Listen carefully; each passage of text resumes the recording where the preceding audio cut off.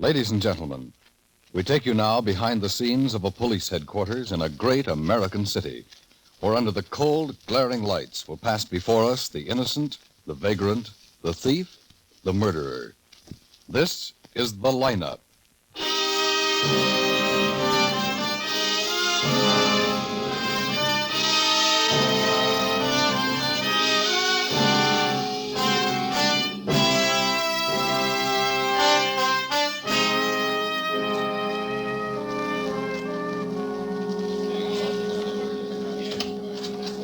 Now, these chairs in the front, any of them? Oh, yes. Can I smoke, Lieutenant? Sure. No, thanks. Just put one out. How is the woman? Well, they operated this morning. She's pretty low. And the man who owned the car? We picked him up. Did he do it? That's what we want you to tell us, Mr. Dill. Well, I got a good look. I know. I can tell you all right. I hope so. May I have your attention, please? You people on the other side of the wire in the audience room, may I have your attention, please? Thank you. My name is Greb, Sergeant Matt Greb. I'll explain the lineup to you. Each of the suspects you will see will be numbered. I'll call off a number, their name, and charge. If you have any questions or identifications, please remember the number assigned to the prisoner as I call his name. At the end of each line, when I ask for questions or identifications, call out the number. Oh, sure. I can tell you all right. If you're I hope sure so, or Mr. not Dill. too sure I of the hope so. suspect, have him held. The officers who took your name will assist you. They're seated among you. Please be prompt with your questions or identifications. When the prisoners leave here, they are sent to the bathroom and dressed back into their jail clothes. It makes it quite difficult to bring them back after they leave here. The questions I ask these suspects are merely to get a natural tone of voice, so do not pay too much attention to their answers as they often lie. Bring on the line. Okay, move it along. That's good. Now turn and face front, hands to your sides. Look straight ahead. You raise your head. Okay. Number 1, Albert Bartok, assault. Where do you live, Albert? 19137 Fuller. What's your business, Albert? You couldn't make it Al, could you? What's your business, Albert? I'm not working. Why did you hit your wife? Because I'm not working. She keeps reminding me. For 2 years she reminds me. Morning, night, and noon she reminds me. It depressed me. You hit her with a chair. It was the nearest thing. Every time I tried to sit down, she grabbed my hair. She wouldn't give me no peace, so when she grabbed my hair, I grabbed the chair. Number 2, Henry Ingram, vagrancy. Oh, the sergeant? This is twice this month, Henry. Yes, Sergeant. I just got out. Why were you trying to catch the duck? I was walking through the park. I saw the duck. I wasn't trying to catch it. I was trying to pet it. I like ducks. You ruined a whole flower bed trying to pet it. Yes, Sergeant. Number 3, Martin Cerruti, theft. I told you to keep your head up. Okay. Where do you live, Cerruti? I'm from Denver. We know that. Where do you live here? I don't. I just got off the train. You stole a coat from the Wheelwright department store. I forgot to take it off. All right, you've got a place to live now.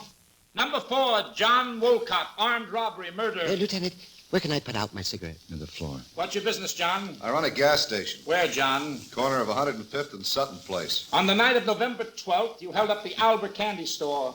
No, I didn't, Sergeant. You and another unidentified man shot the owner, Mr. Gus Albert, and his wife, Dora. I had nothing to do with it. That's the charge, John. Lieutenant. Yeah? That's him. He's the Are one there I any chased. questions Oh, or yeah, that's him. I'm identifications from positive. the audience? Lieutenant, Yeah? I think Any he's the one. questions or Number 4. Yes, identifications that's from right. the He's the one audience, who ran off the please? store. Sergeant He's the one Graham. I chased. Yes, Lieutenant. Number 4, hold for interrogation.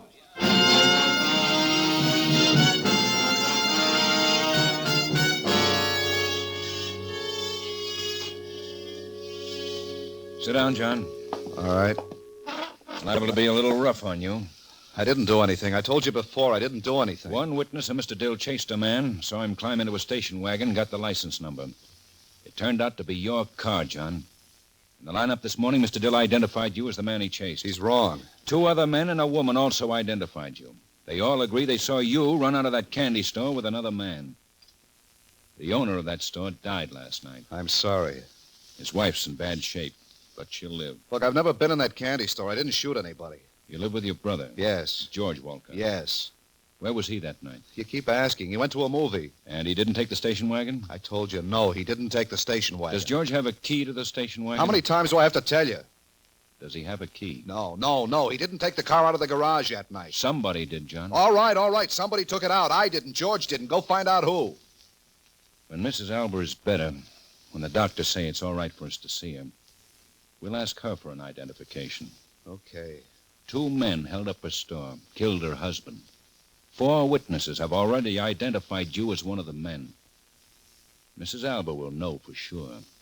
She won't forget who killed her husband. Okay. I got the brother in your office, Ben. All right. Nothing? Not yet. Take this one back upstairs. Uh-huh.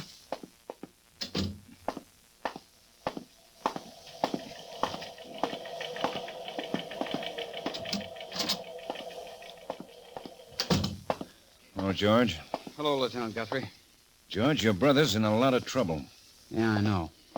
He sticks with his story. Says he didn't leave the house that night. Says he didn't use the station wagon. Says you didn't either. I didn't.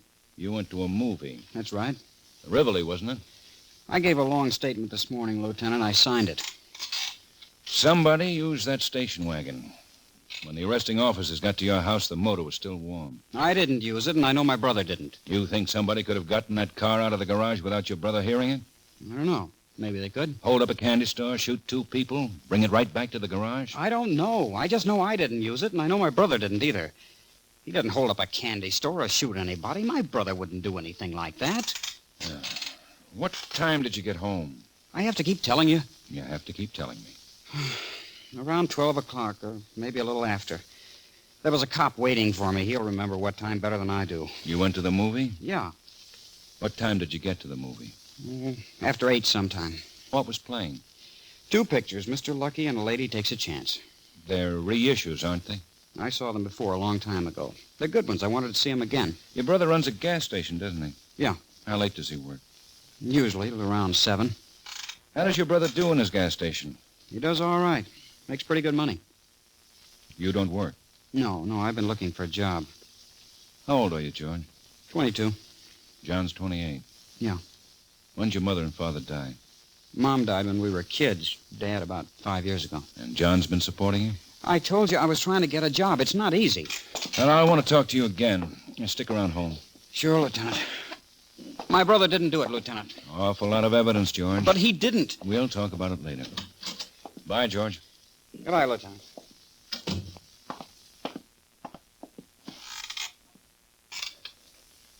Howard? Yes, Lieutenant. George Walcott's coming out. Put a man on him. Right. What's the matter, Ben? You look unhappy. I'm tired. You want some coffee? You got it made? No, but it'll only take a second. Well, you won't have time. The hospital called. It's all right to see Mrs. Albert. Oh, okay. Hey, here's the report on John Walcott. On good months, he averages about $300 clear, pays $85 a month on the mortgage. A lot of people doing a whole lot worse. Let's get Walcott and take him down to the hospital with us.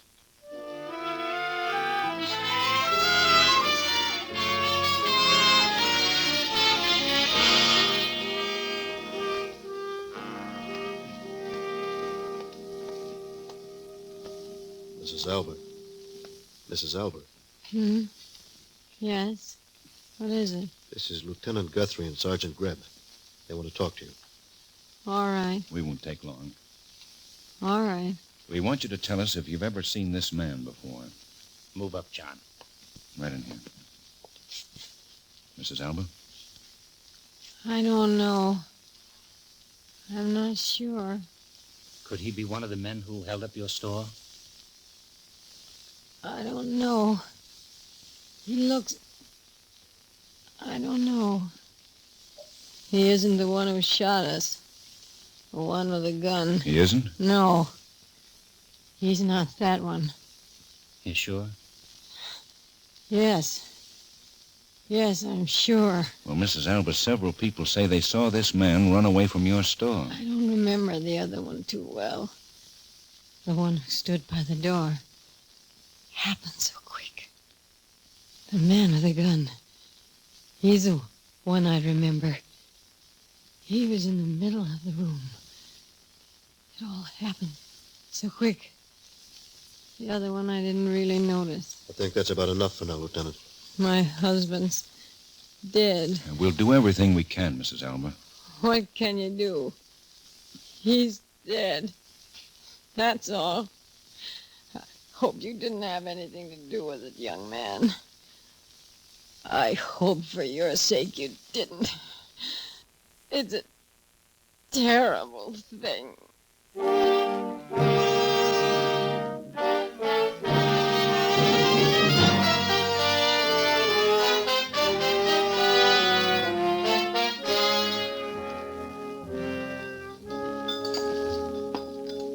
Thanks, Matt.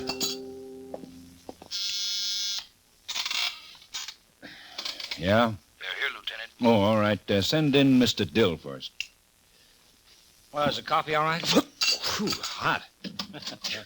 Dill, Lieutenant. Come in, Mr. Dill. Oh, how are you, Lieutenant? You met Sergeant Graham? Yes. Hello, Sergeant. Hello, Mr. Dill. Have a seat. Thank you. Mr. Dill, we know definitely the man you identified this morning wasn't the one who actually did the killing. He was one of the men who ran away from that store. Well, we're interested in the other man now. What did he look like? Well, it all happens fast. Like I told you, I was just walking by when I heard the shot and then the scream. The door to the store flew open. 2 men came out. They were running. The first one, the one in front, was the one I pointed out the lineup. You didn't notice the other man? No, not exactly. I got kind of a look at him, but it all happens fast. I guess I was more interested in the other one, the one I recognized. You don't think you could identify the other one? Well, they separated, like I told you. They started running in different directions. I went after the one who climbed in the station wagon, and I got his license number. You went right after him? Well, I took a look in the store first. I wanted to see what was going on. Then you went after him. Well, I went after the one with the station wagon, yes. I saw the 2 people lying on the floor, blood, and, well, I just went after him. How far did you chase him before he got in the station wagon? Oh, about a block, I guess. And how far away from him were you when he drove the station wagon off? Oh, I don't know. Guess about 50 feet. Were you across from the station wagon or behind it? I was behind it. I was chasing. Yes, I know, but he didn't cut across the street? The station wagon wasn't parked on the other side of the street? No, he just ran up the block. Station wagon was parked on the same side of the street. Well, did he turn around and look back at anything? Well, I don't remember. I don't think so. He just ran up to the car and drove off before I could catch him. But you recognized Oh, him? sure, the man this morning in the lineup. You yeah. don't remember anything about the other one? No, I'm sorry, I don't. All right, Mr. Dill. Is that all? Yeah, that's all, and thank you. Oh, sure, anytime. Mr. Dill. Yes? If this man was running away from you, you were behind him the whole time. You were about 50 feet away, behind the wagon, when he drove off. Now, I should think it would be a little hard to tell much about a man under those circumstances. Well, I got a good look. Oh, a darn good look. You said he didn't turn around. Well, no, I don't think you did. I don't remember that well. I got a look at him when he ran out that door. Oh, he went right past me. Oh, I got a look at him then. Yeah. All right, Mr. Dill, that's all. Yeah, well, he was the guy. I got a good look. Yeah. Oh, you think you'll want me again? We'll call you if we do. What are you doing, Ben? Trying to get a description of the man who used the gun. Yeah, and while you're doing it, you practically made Dill a liar. The way he tells it, or I should say the way you got it out of him, he couldn't have made a positive identification of a man who ran past him through a doorway, then showed him his back for the rest of the time. Yeah, I know. In the lineup this morning, Dill and the others didn't say a word till they heard you read off the charges. But before they went in, they knew whoever we had was the one who owned the station wagon. Okay. Explain me the station wagon. Dill got the license number. The car was still warm. Yes, I know. Well, then what are you trying to do? I'm trying to find out who killed the man in the candy store. By making a liar out of the best witness you've got? Who's making a liar? Well, you're trying pretty Well, hard. do you mind if we find out what the other 3 witnesses have got to say? Well, you don't have to get jumpy. I don't. Oh, swell. Yes, Lieutenant? Send in Mrs. Evans. I'm sorry, Ben. Maybe you better put some more sugar in your coffee, huh?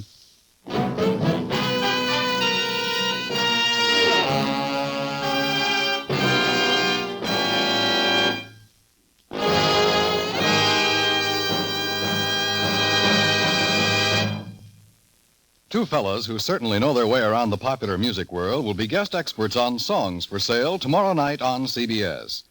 Join Frank Sinatra and Johnny Mercer with Jan Murray and the others on Songs for Sale this Friday night. And also be listening for that hour of top drama with Up for Parole and Broadway's My Beat. They'll all be here on most of these same CBS stations.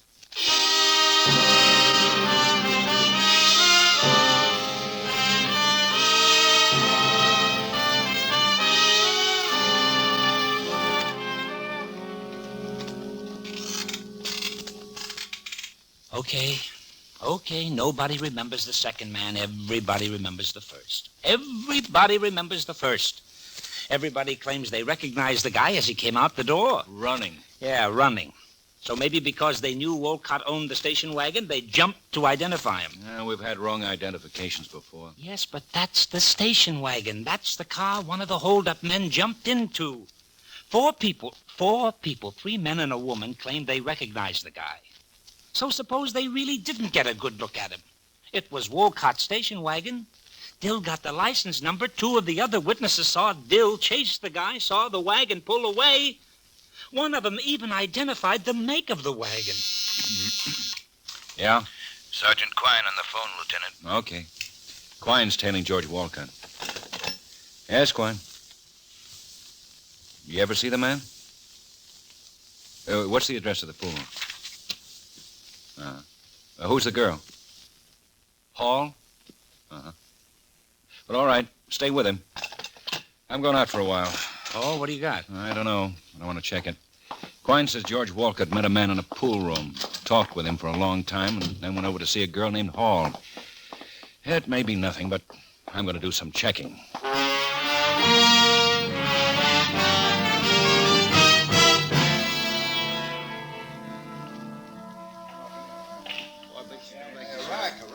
Sure, I know Walcott.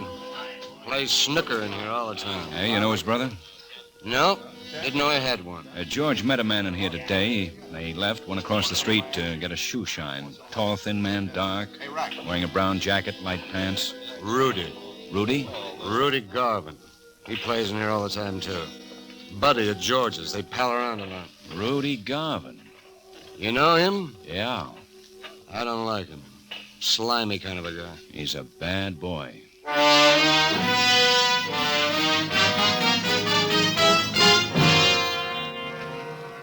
Yeah, I kind of remember him. Well, you gave him a shine. Tall, thin, dark man, brown jacket like pants. Yeah, I think so. With a younger fellow, brown hair. Yeah, about an hour ago. Pay any attention to what they were saying? No, sir, I just shined the shoes.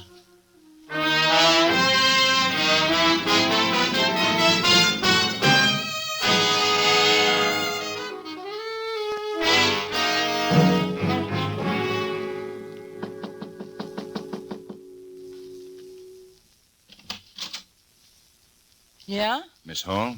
Yeah. Lieutenant Guthrie, police. Oh. What do you want? I'd like to talk to you. Come in. Apartment's a mess. You know George Walcott? Yeah. You done something? He came to see you a little while ago. Sure, I know him. We're just friends. You done something? You know Rudy Garvin? Yeah. Friend of George's. What did George want? Just say hello. He just stopped by to say hello. How well do you know him? Not too well. We're just friends. You know his brother? No. Never met him. How well do you know Rudy Garvin? Like I know George. Say, what is this? Where were you last night? Last night? Home. I stayed home all night. I was going to clean the apartment, but I got to reading a book. Did you see or talk to George or Rudy any time last night? No. Gee, I sure would like to know what this is all about. Did the boys do something dishonest? You just forget about it, Miss Hall. You just forget about talking to me. Sure. Thanks for your help. Anytime. Sure sorry the apartment's such a mess.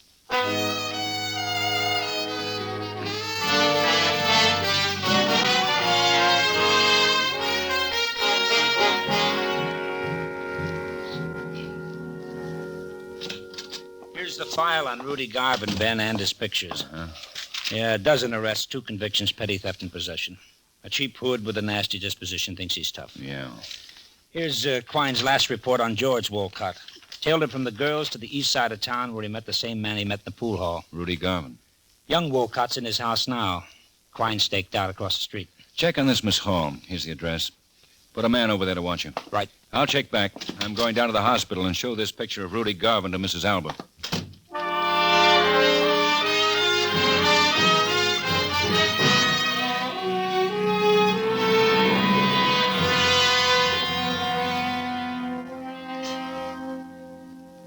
She's a lot worse. She's had a bad time. Is she conscious? She was. Mrs. Alba. Yes. Mrs. Alba, the lieutenant's here again. He wants to talk to you. Hello, Mrs. Alba. Oh. Hello, Lieutenant. I won't take much time. I want you to look at this picture. All right. Lieutenant. Yes? Lieutenant, that's the man. You're sure? That's the man with the gun. The one who shot me. That's the one.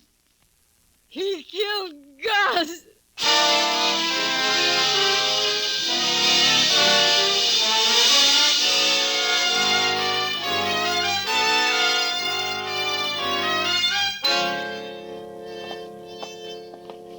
Quine brought in George Wolcott about 5 minutes ago. What about Rudy Garvin? Well, we're checking. Oh, George. Hello, Lieutenant. What's this all about? Stay in the chair, George. What's this all about? Why'd that cop bring me in? Well, we wanted to talk to you some more, George, about your brother. Oh. A couple of things have come up. Made us kind of change our mind about him. You mean you don't think he did it? We're pretty sure he didn't. Well, I told you so. He wouldn't stick up a store or shoot anybody. No, I guess not. He just isn't the kind. He knows who did stick up that store, though. He knows who was using that station wagon. Well, why doesn't he tell you? Oh, he's probably protecting somebody. You think it's me? You think I stuck up that store? Somebody took that station wagon. Yeah, well, I didn't. I told you that. I told you I was on a show. What show, George? I told you. The Rivoli? Yeah. You're a pretty good snooker player, I hear. Snooker? How long have you known Rudy Garvin, George? Oh, about, I don't know, a couple of years, I guess. Why? What do you want to know about Rudy for? What were the two movies you saw, George? Lady Takes a Chance and Mr. Lucky. What time did you get to the theater? About 8, I guess. You sure? Yeah, about 8. You met Garvin today at a pool hall. So what? You talked with him, and then you went over to see a girl named Hall. Yeah, that's right. What's the matter with that? Do you have a key to that station wagon, George? Well, yeah, John and me, we both got keys. What do you want to know about Rudy for? He's got a record. He's a tough boy to get mixed up with. I didn't know he had a record. What time did you leave the house before you went to the movie, George? Around 7. 7. Rivoli's not far from your house. What did you do from 7 to 8? Stopped in the pool hall and shot a game. You run into Rudy Garvin? No, I didn't see him that night. You didn't drive the station wagon? No, I sure didn't. Your brother's a pretty nice guy. He's all right. Look, I didn't do this thing. Why do you think I had something to do with it? What picture was playing when you got to the movie? Mr. Lucky. They had a newsreel, I suppose. Yeah. Your brother's been supporting you for a long time, hasn't he? Yeah, I told you I was trying to get a job. You went out looking for a job? Yeah. Where'd you go? Who'd you see? Well, I saw a lot of people. I don't remember all of them. Name a couple. Well, gee, in the last couple of weeks, I haven't been looking so What did you hard. see the girl for today? Betty? Last name's Hall. Yeah, Betty Hall. What'd you see her for? Well, I just went over to see her. For nothing, just to see her. What part of Mr. Lucky did you get in on? What part? Yeah, what part was happening, what was happening in the story when you walked in? Well, have you seen it? Yeah, we've seen it. Well, you remember the part when they had the big gambling party? Yeah? Well, that was the part when I walked in. Cary Grant had all that money wrapped up in Now, a where did the newspaper. newsreel come in? End of the show, between pictures? Between the pictures. What time did you get out of the show? Well, about 11:30, I guess. I got back to the house around 12, and I met the cop who took me down here. And you didn't drive the station wagon? No. And you didn't see Rudy Garvin? No. The woman who was shot identified Garvin as the man who shot her. Well, I can't help that. I wasn't with Rudy. I didn't see him You that saw night. both pictures? Yes. You've seen them before, haven't you? Well, yeah, they're old pictures, but I liked them. I saw them again. I told you that, Lieutenant. You didn't take a message from Rudy Garvin to Betty Hall? No, I left Rudy, and I just decided to stop by and What see was the her. newsreel about? The newsreel? Yeah, what was it about? Well, I don't know. I left in the middle. You left in the middle of it? No, I didn't mean that. Well, what was it about? I don't remember. You can't expect me to remember everything. You remember the two pictures? Well, yeah, sure. Then you should remember the newsreel. Have something about Korea? Why? Truman? Last week's football games? I don't remember. You can't blame me for that. The candy store was robbed about 9. That would be about the time the newsreel went on. I don't remember the newsreel. I think I went out to get some popcorn. You were out for the whole newsreel? Maybe I was. What went on after the newsreel? The other picture. Didn't they have any coming attractions or anything? They usually do. Yeah, they had coming attractions. What were they? I don't remember that either. You remember both pictures, but you don't remember the newsreel or the coming attractions? No. Which was first, the newsreel or the coming attractions? The newsreel. How do you know that? Because I saw it start, and then I went to get the popcorn. How did it start? I don't remember. Then the coming attractions went on? Yes. I thought you said the other picture went on after the newsreel. I think you better tell us where you really were, George.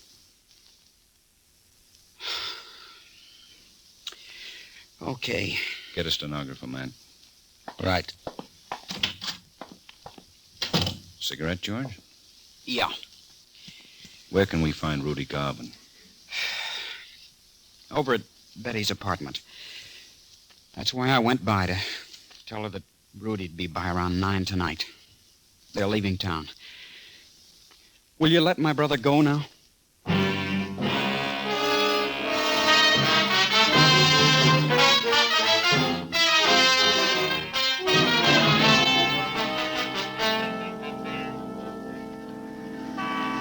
There's 2 cars at the end of the street. Quine and Asher are around back. 2 men at each side of the building. Quine and Asher moved everybody out except the girl. She's still in there, hasn't left her room. What time is it? 9 o'clock. Oh, Rudy's late. We take him on the street? No, he's got a gun. Better wait. Quine said the landlady was a little unhappy, afraid she was going to get her place shot up. Well, I hope she doesn't. There's a cab. Yeah. That's Garvin. Let him get into the building.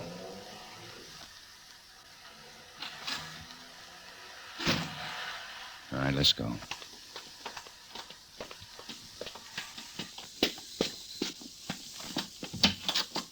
Second floor.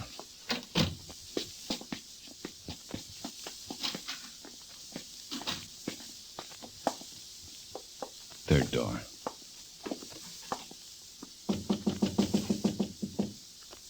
Yeah? Who is it? George. What do you want? What do you want? Look out, Matt!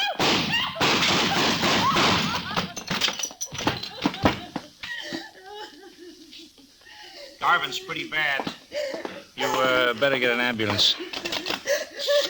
Boy, we sure wrecked this place. Don't worry about it.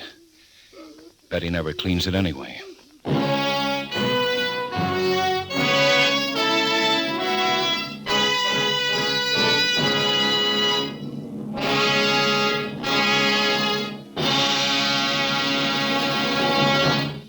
The lineup, where before you pass the innocent, the vagrant, the thief, the murderer. Listen next week when we again bring you the lineup. May I have your attention, please? You people out there on the other side of the wire in the audience room, may I have your attention, please? Thank you. My name is Greb, Sergeant Matt Greb. I'll explain the lineup to you. Each of the suspects you will see will be numbered. I'll call out their number, their name, and charge. If you have any questions or identifications, call out the number. If you're sure or not too sure of a suspect,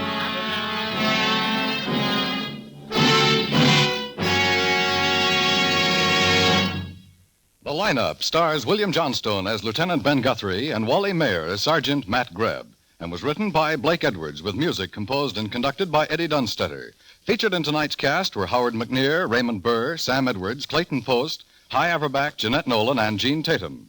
The lineup is produced and directed by Jaime Del Valle.